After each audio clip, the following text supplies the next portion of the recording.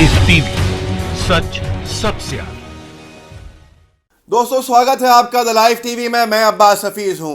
2 सर्वे किए गए हैं भारत देश में, जिनके परिणाम चौंका देने वाले आए हैं। भारतीय जनता पार्टी के नेताओं के नीचे से जमीन खिसक गई है और इन सर्वे के परिणाम देखने के बाद जो आज जश्न मनाया जा रहा था भारतीय जनता पार्टी की सरकार के 1 साल पूरा होने का, पूरे चेहरों पे भाजपाइयों के जो चमक थी वो फीकी पड़ गई है। आखिर ये सर्वे क्या है, इनके ऐसे क्या परिणाम हैं, मैं बताऊंगा। उससे पहले एक अपील है हमारी हमेशा की तरह कि अगर आपने हमारे चैनल को सब्सक्राइब नहीं किया है तो सब्सक्राइब कीजिए। इस वीडियो के नीचे आपको एक बेल आइकन दिखेगा, घंटी दिखेगी, उस पर क्लिक कर दीजिए ताकि आपसे कोई भी वीडियो हमारा मिस नहीं होगा, सबके नोटिफिकेशन आपको मिलेंगे। वो सर्वे क्या हुआ है? एक सर्वे दैनिक जागरण ने कराया है। जो दैनिक जागरण आप जानते हैं करोड़ों पाठक हैं जिस अखबार के, जो देश भर के अंदर फैला हुआ है, जिसका नेटवर्क और लोग रोज सुबह उठ के पढ़ते हैं, उस अखबार की जिसकी पहुंच गांव-गांव तक है, उसने एक सर्वे कराया। सर्वे आपकी स्क्रीन के ऊपर आप देख सकते हैं, जिसमें लिखा गया जागरण जनमत, क्या आप मोदी सरकार 2 के 1 साल के कामकाज से संतुष्ट हैं?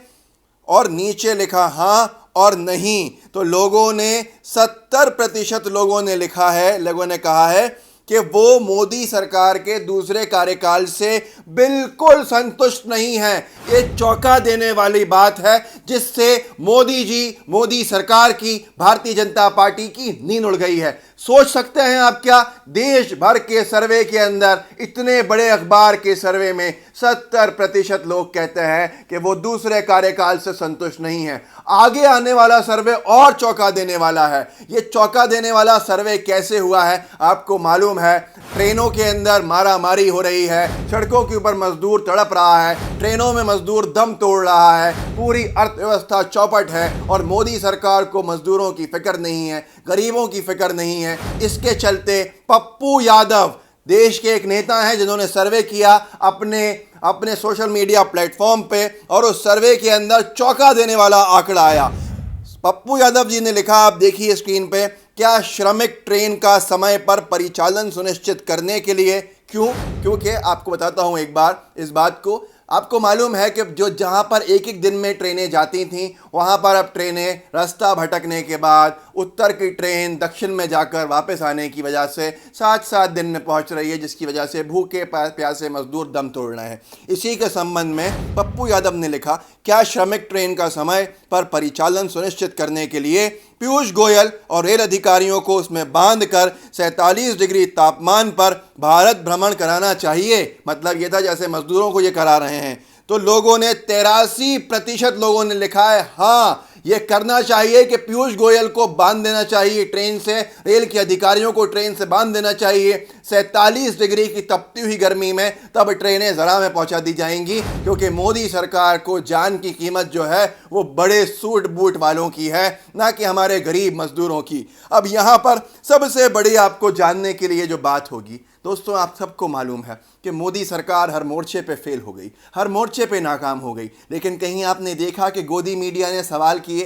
कहीं आपने देखा कि इन तमाम बातों पे, इन जितने पोल हुए हैं, इनके ऊपर कोई चर्चा हुई?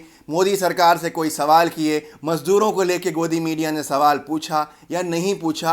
आप खुद जानते हैं मज़दूरों की हालत क्या हो गई है, मालूम है आपको? एक सुसाइड किया एक मज़दूर ने, गरीब आदमी ने, जिसके घर में खाना नहीं था, उसने एक सुसाइड नोट लिखा है। वो सुसाइड नोट पढ़ लेना, और जितने अनभक्तों को जानते हो वो सुसाइड नोट आप उन तक भेज देना। उस गरीब मज़दूर का सुसाइड नोट जो है ना, वो अंदर तक दहला देगा आपके दिल को। सुनिए क्या लिखा है उस व्यक्ति ने। ये लखीमपुर खीरी का वाक़या है। वहाँ पर वो लिखते हैं, मैं ये सुसाइड गरीबी और बेरोज़गारी की वजह से कर रहा हूँ। गेहूँ चावल सरकारी कोटे से मिलता है, पर चीनी पत्ती, दूध, दाल, सब्ज़ी, मिर्च, मसाले परचून वाला अब उधार नहीं देता है। लॉकडाउन बराबर बढ़ता जा रहा है, नौकरी कहीं नहीं मिल रही है। इसको लिखने के बाद उसने आत्महत्या कर ली। एक घर का चिराग बुझा है। ये सिर्फ एक नहीं है, न जाने कितनों ने आत्महत्या कर ली। जो आत्महत्या नहीं करी तो ट्रेनें उनके ऊपर से निकल गईं। जिन्होंने उससे बचे ट्रेन में बैठ गए तो भूखे प्यासे ख़त्म हो गए। सरकार ने उनकी सुध नहीं ली। 80 लोगों को खुद माना है रेलवे विभाग ने कि वो अपनी जान गंवा बैठे। कई मजदूर अपने घरों के लिए निकले लेकिन अपने घर तक नहीं पहुंच पाए। ये हालत है आज, मजदूरों को मजबूर कर दिया। इसीलिए वो मोदी सरकार जो सोशल मीडिया के माध्यम से आई थी सत्ता के अंदर, आज सोशल मीडिया पे उसको लोग भगा रहे हैं। 80% लोग कह रहे हैं कि वो संतुष्ट नहीं हैं, इनको हटाना चाहिए। यकीन मानिए बिहार चुनाव से शुरुआत होगी और अब यही हाल हो गया है। इसीलिए ये परेशान हैं मोदी सरकार के मंत्री, सांसद, भाजपा के नेता, क्योंकि अब दौड़ा दौड़ा के इनको जनता भगाने वाली है अपने क्षेत्रों से। इनसे बात तक जनता नहीं करना चाहती। मजदूरों ने साफ कहा है कि हम अब भाजपा की सरकार नहीं बनाएंगे। आप अपने आप से पूछो, मजदूर तो मजबूर होकर बता रहे हैं ये सारी चीजें। आपको क्या नौकरी मिली?